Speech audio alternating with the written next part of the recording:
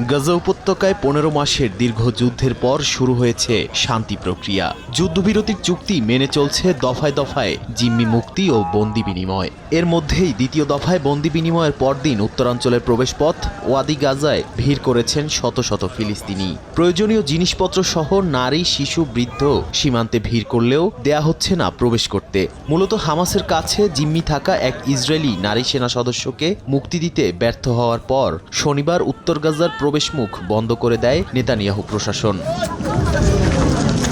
এর মধ্যেই রোববার মার্কিন প্রেসিডেন্ট ডোনাল্ড ট্রাম্প এক নতুন প্রস্তাব দিয়েছেন। গাজার বাসিন্দাদের সরিয়ে নিতে জর্ডান ও মিশরকে আহ্বান জানিয়েছেন তিনি। উপত্যকাটিকে যুদ্ধবিধ্বস্ত অবস্থা থেকে উন্নত অবস্থায় ফিরিয়ে আনতেই এমন প্রস্তাব বলে জানান তিনি।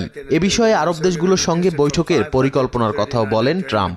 গাজাকে একটি ধ্বংসস্তূপ বলে বর্ণনা করে ট্রাম্প বলেন, যদি গাজা পুনর্নির্মাণ করা হয় তবে এটি একটি সুন্দর স্থান হতে পারে।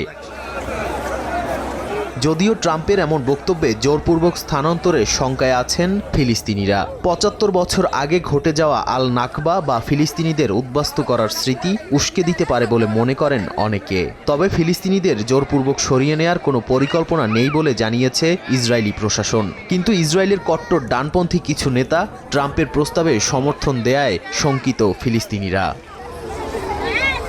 নাদিম মারজান, সময় সংবাদ।